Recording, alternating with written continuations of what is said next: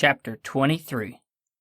Deep inside the unfathomable, swirling vortex of all space, time, and energy, aside, around, and inside the temporal fissures which separate yet contain all matter, essence, and existence, there is, believe it or not, a saloon, a watering hole, a bar, a time bar. It is called the Endless.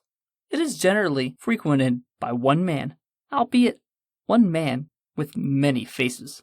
Yet, as any truthful man will tell you, we all wear different faces at different times. Who the bloody hell is John Wayne? Mr. Blue demanded crossly with his arms crossed. The man in red removed his crimson fedora and sighed as he ran his fingers through his hair.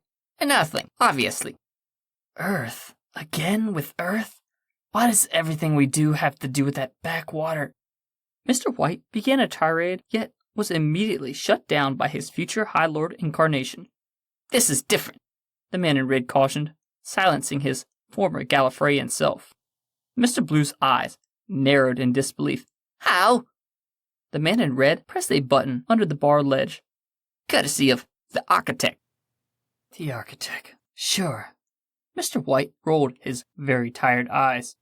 I hate to tell you this, but the Black Traveler, as you refer to him, didn't give me, myself, any kind of debriefing packet. Yeah, I know. The man in red held up an index finger. That's because you have me. Attend.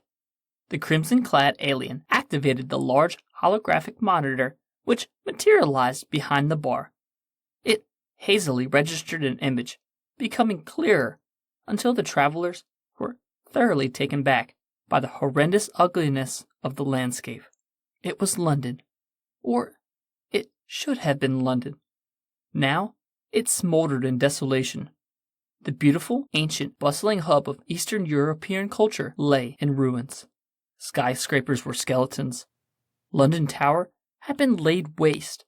Absolutely everything seemed to have been buried in perpetual radioactive snow, visible due to the fact that the dead city was somehow illuminated eerily, frighteningly, by the ghostly overhead flickering of the northern lights.